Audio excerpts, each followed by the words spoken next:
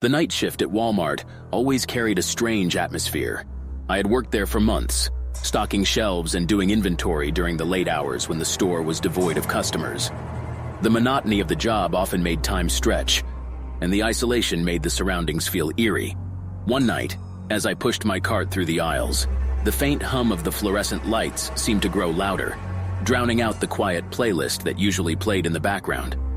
I shook my head, trying to dispel the feeling of unease that was creeping up on me. As I reached the end of an aisle, I caught a glimpse of movement in the corner of my eye, a shadow shifting, just beyond my line of sight. My heart raced, and I turned to look, but there was nothing there. I attributed it to fatigue, the result of long hours and little sleep.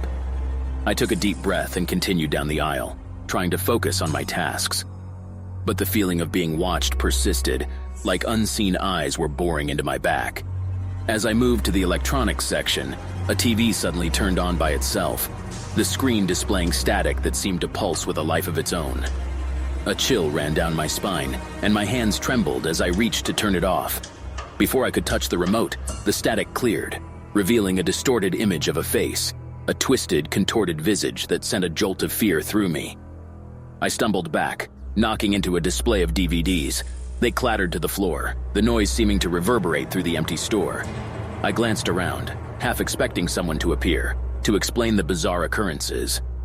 But there was no one there. As I hurried down the next aisle, a faint whisper reached my ears.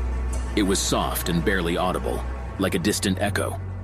My steps faltered as I strained to listen, but the words remained indistinct, as if carried on a phantom breeze.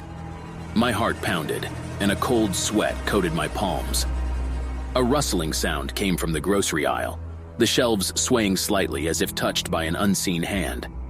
I hesitated, torn between investigating and fleeing the increasingly unsettling environment. But curiosity got the better of me, and I crept closer, my flashlight casting eerie shadows on the walls. As I rounded the corner, I froze. Cans of soup were levitating in the air, suspended in a macabre dance. The sight was so surreal, so utterly impossible, that a wave of terror crashed over me. Without thinking, I turned and ran, my footsteps echoing through.